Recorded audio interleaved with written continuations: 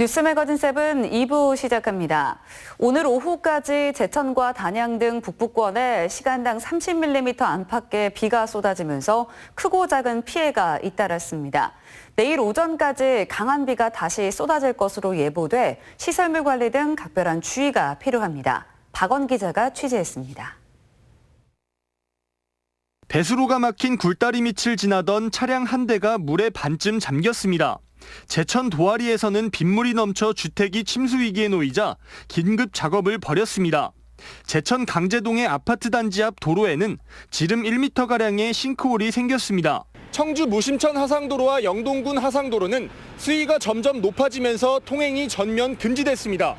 오늘 제천과 단양에는 호우 경보가 내려졌고 나머지 9개 시군에는 호우주의보가 발령됐다 오후 3시에 전부 해제됐습니다.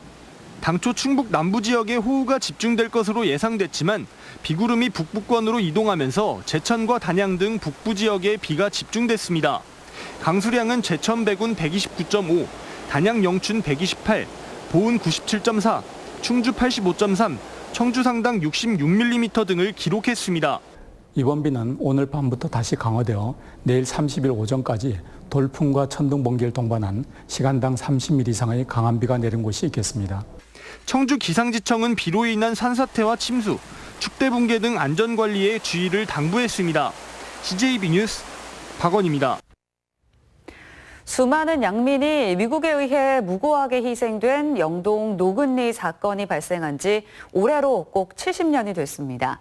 학살 현장인 쌍굴다리 인근에서 정부가 주최한 첫 기념식이 열렸는데요. 아직도 풀어야 할 숙제가 적지 않습니다. 구준회 기자입니다. 6.25 전쟁이 발발한 지 한 달 뒤인 1950년 7월 25일 영동군 노근리. 미군은 남으로 향하는 피난민들에게 무차별 기총 사격을 가합니다. 닷새 동안 공격에 150명이 숨지고 13명이 행방불명되는 등 226명이 희생됐습니다. 대다수는 어린이와 여성, 노인이었습니다. 아무도 들으려 하지 않던 학살의 진실은 1999년 AP통신의 특종 보도로 처음 세상에 알려졌습니다. 말할 수 없이 고통을 받은 거예요. 누구 하나 귀담아 듣지도 않았고 이 얘기만 하면 사상적으로 의심을 받았습니다. 이후 2004년 국회는 노근리 특별법을 제정했습니다. 2011년 학살 현장 인근에 세운 노근리 평화공원은 한 해 15만 명이 찾는 평화와 인권의 성지로 변모했습니다. 특히 70주년인 올해는 사상 처음 정부 주최 기념식이 열렸습니다. 유족들이 합동 위령제를 올리기 시작한 지 23년 만입니다. 노근리 사건은 70년이 지난 지금도 유족뿐만 아니라 우리 국민에게 아픈 기억으로 남아 있습니다. 하지만 노근리 사건은 여전히 미제로 남아 있습니다.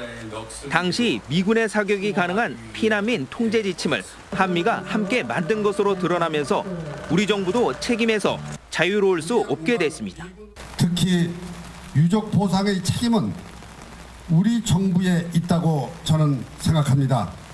미국의 배상과 성의 있는 위로도 아직까지 이루어지지 않고 있습니다. 매년 우리 추모제 때 미국 대사가 미국 대통령을 대신해서 이곳에 와서 헌화 분양하는 것은 너무나 당연한 겁니다. 유족들과 영동군은 아직 끝나지 않은 사건의 아픔과 진실을 널리 알리기 위해 올해 연말까지 다양한 노근리 사건 70주년 기념 사업을 펼칠 예정입니다. CJB 뉴스 구준혜입니다.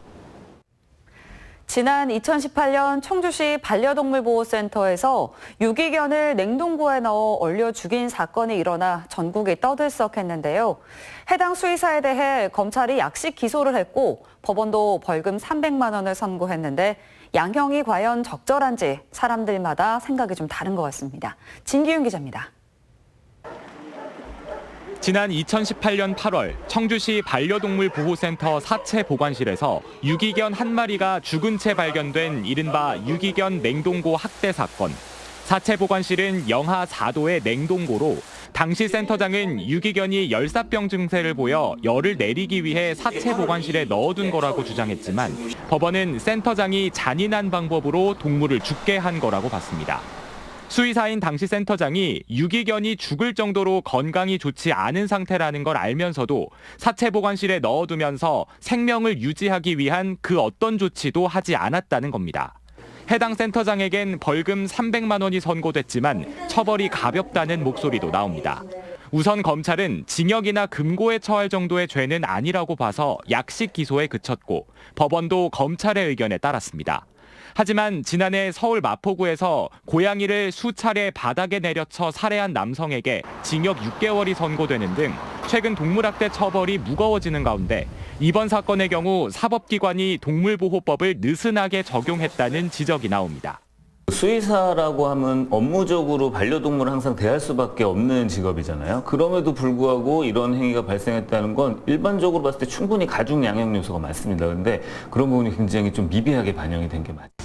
현행법상 동물을 학대하면 최대 2년 이하의 징역 또는 2천만 원 이하 벌금형을 받지만 실형이 선고된 사례는 극히 드문 것이 현실입니다. 사람 사건이었다면 달랐겠죠. 동물이었기 때문에 동물보호법이 분명히 있음에도 불구하고 조금 하찮게 좀 미흡하게 이게 적용이. 반려동물 인구 1,700만 시대. 동물의 생명권에 대한 인식이 높아지는 만큼 사법적 잣대도 이에 부응할 필요가 있다는 의견이 나오고 있습니다. CJB 뉴스 진기훈입니다.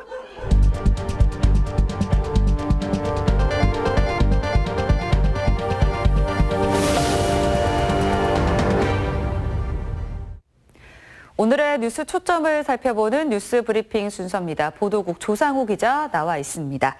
네, 김태년 여당 원내대표가 이제 행정수도 이전을 이야기를 꺼낸 게 열흘 됐습니다.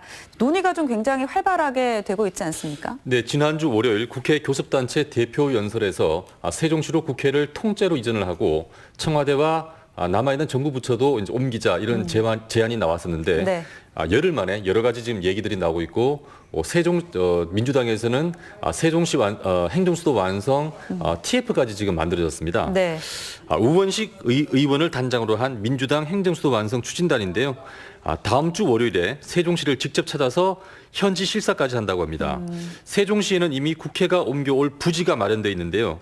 20대 국회 당시 국회의원들을 상대로 브리핑도 했었던 곳입니다. 세종시는 현재 이곳에 국회 분원 개념인 세종의사당 건설을 추진 중에 있습니다. 네, 이제 행정수도 추진을 위해서 연일 이제 속도를 내면서 좀 추진을 하고 있습니다. 근데 이게 이제 일사천리로 해결이 될 것 같지는 않은데요. 지금 여러 가지 이야기들이 나오고 있죠. 근데 행정수도 이전이 핫 이슈로 떠오르면서 유력 정치인들이 자신의 견해를 지금 속속 밝히고 있습니다. 네. 하지만 입장에 차이가 있는데요. 한번 소개를 해드리겠습니다. 네. 먼저 이낙연 의원 같은 경우는 좀 신중한 편입니다. 투트랙으로 가자는 건데 우선은 아까 말한 국회 분원을 세종시에 설치를 하고 네. 그다음에 여야 합의를 이룬 다음에 완전한 행정수도 이전을 완성하자 이런 견해를 피력했습니다. 네. 가능한 것부터 시작하자 이런 입장인 셈인데 이에 반해서 경쟁 상대인 김부겸 전 의원은 좀 다른 견해를 보이고 있습니다. 가장 확실한 방법은 국민들에게 직접 의사를 묻는 것이라면서 국민투표 실시를 주장하고 있습니다. 정의당 심상정 의원도 국민투표로 결정하자는 입장인데요.